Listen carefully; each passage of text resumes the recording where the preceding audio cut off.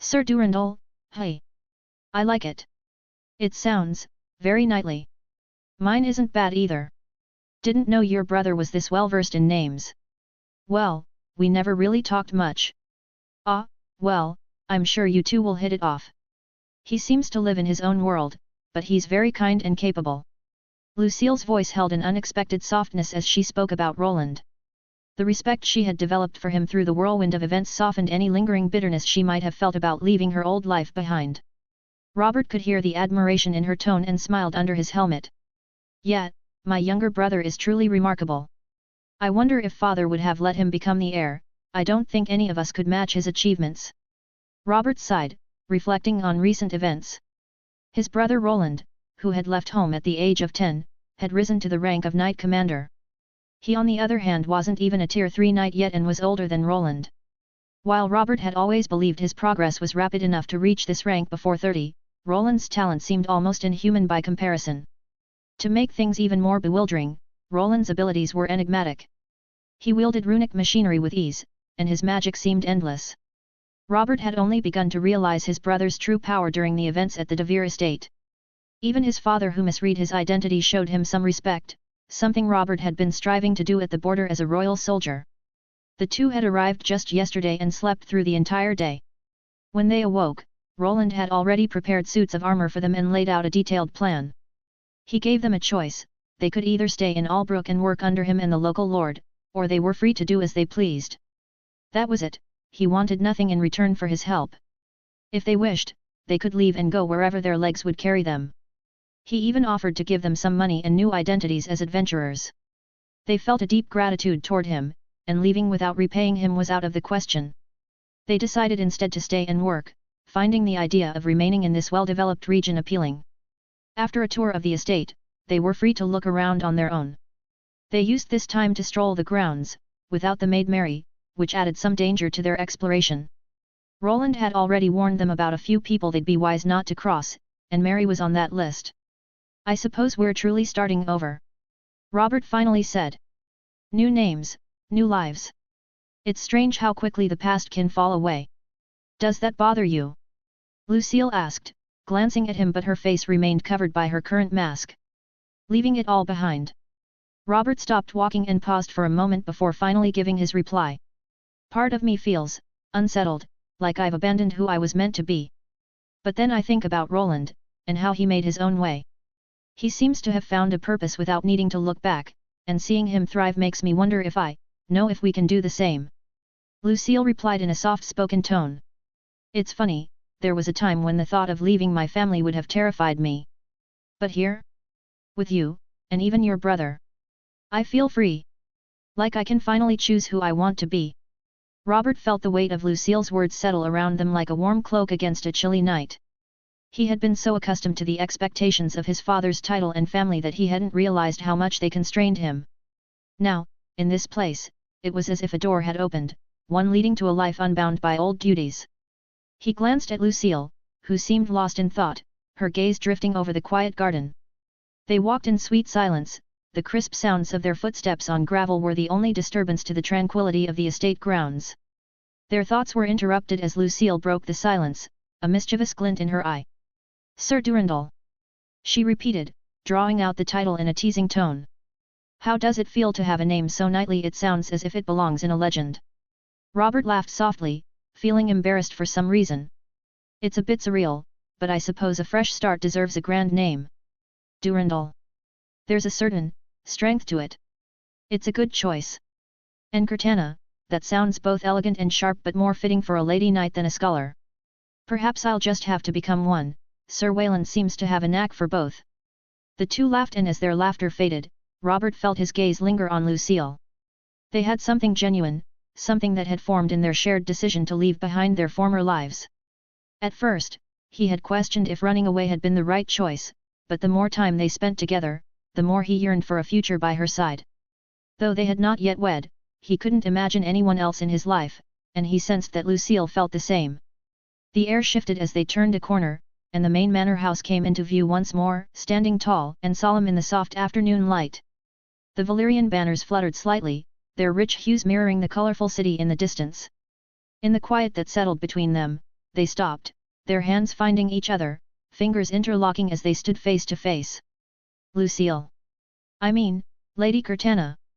Why yes? Sir Durandal. Though they both wore helmets, their eyes held a longing that spoke louder than words. But before they could continue, a cough echoed from nearby, breaking the spell. They sprang apart in a panicked motion, their hands slipping away as they quickly composed themselves. Sir Durandal, Lady Cortana. I hope that I'm not intruding on something important. They turned to the voice to see Roland standing nearby. They weren't sure if he had been standing there for long, but both their faces were now flushed. This was the only time they were glad that he had made them wear these face covers, as he caught them in quite an embarrassing moment. Not at all, Sir Wayland. Robert stammered, clearing his throat awkwardly, his posture stiffening. Lucille straightened her back and gave Roland a small bow, attempting to hide her embarrassment behind a composed exterior. I see, very well then. I've finished my talk with Lord Arthur, but before we return, I want you to meet someone. Roland nodded, maintaining the appearance of being their direct superior. With so many soldiers around, it was best, at least for now, if they believed he was in charge. His plan was to elevate both Robert and Lucille to Tier 3 as soon as possible, with the hope that Robert could take on a role as one of the Knight Commanders under Arthur. Alongside Sir Gareth and Sir Morian, Robert would complete the trio of Knight Commanders, which might finally allow Roland to step down and focus fully on his workshop instead. Meet someone, you say? Robert asked in a hurried tone, adjusting his posture. Roland was certain he had interrupted their bonding time, but more pressing matters demanded their attention. Bernier was still held captive at the Institute, and Roland needed to settle these two before he left. There was no telling when or if he would return, so he had to ensure they would be fine in his absence. Follow me to the training grounds, Sir Durandal, the person I want you to meet is this way. Roland turned, and the two followed close behind. They wound their way around the estate, eventually reaching the rear grounds. The former mayor's residence had been transformed into a literal fortress, though more expansions were still underway. The inner grounds were reserved for high-ranking knights and trusted soldiers, while a new section with a secondary barracks was under construction outside the main fortifications. It was there they would meet the person Roland had in mind. As they entered the training grounds, the sounds of clashing swords and grunts filled the air. The area was alive with soldiers drilling in formation, refining their stances and strikes under the sharp eye of Sir Gareth. Among the mix of seasoned fighters and eager trainees were a few young men who stood out, their enthusiasm setting them apart from the veterans. Now that the money is rolling in, this place really got popular, but they still need a lot more training before they are battle-ready. Roland stopped short of the training grounds, observing the steady influx of newcomers. Many were adventurers, while others were newly awakened battle-class holders who had opted out of the adventuring life. Though Roland saw adventuring as the ideal choice, offering freedom and autonomy, he understood it wasn't for everyone. For many, joining a noble's personal troops was more appealing. They'd receive food, clothing, and weapons, and in return, all they had to do was train and occasionally go on expeditions, without the uncertainty of roaming through damp dungeons and facing constant monster attacks. For some, this structured life was far preferable to the dangers of a wandering existence. High Commander. One of the instructors identified Roland instantly and quickly approached him to ask about his reason for being there. At ease, Corporal. Bring over Trainee Finn. Trainee Finn? Of course, Commander. Please just wait a moment. The entire estate now operated with a formal military structure, complete with defined ranks and a solid command hierarchy. At the top were the Knight Commanders, and Roland held the title of High Knight Commander. If he achieved a secondary Tier 3 class, he could rise to the rank of Grand Knight Commander, but his ultimate goal was to step away from his knightly role entirely. He trusted Robert and the others to maintain order and lead effectively in his stead. After a few moments, a young man stepped forward. His face glistened with traces of sweat from the drills, yet his expression was confident and eager. In his early teens, he had dark hair and a lean, well-balanced build. Despite his youth, he moved with a quiet, solemn demeanor, as though imitating a figure he looked up to. Trainee Finn, reporting, sir. Finn said with a crisp salute, standing at attention before Roland. He was one of the orphans together with Jurg and Marcy to get their classes. He was the only one from the trio to get a warrior battle class. His options were to either become an adventurer or join up with Arthur's soldiers. He could either become a carrier guardsman or perhaps aim higher with Roland's help. Becoming a knight was a far more prestigious path than joining the ranks of ordinary soldiers. While soldier classes weren't as inferior to knight classes as some assumed, the knightly title still carried a certain esteem. Contrary to popular belief, noble blood wasn't required to become a knight. The opportunity to unlock the knight class could be achieved through an ascension ritual, with the first step usually being the acquisition of the squire class, a goal attainable in several ways. One pathway involved having family ties to knights, which helped with the initial class unlock. In Roland's and Robert's cases, their background made it relatively simple. By developing certain skills and leveling them up, they could access the squire class without directly serving a noble. For those without such connections, however, other means were necessary, typically requiring a knight's direct involvement.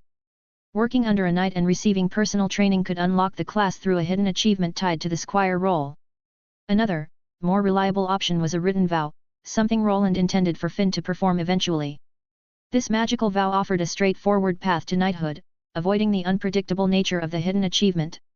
A contract sealed by magic was simple enough to arrange, and for Roland's plans, it was ideal. There was also a more direct path to gaining the knight class, even for those who had never achieved the squire class. If a noble of at least baron rank granted them an official title, it would unlock a related achievement. With this achievement, they only needed to meet specific skill requirements to reach the Tier 2 knight class. Good.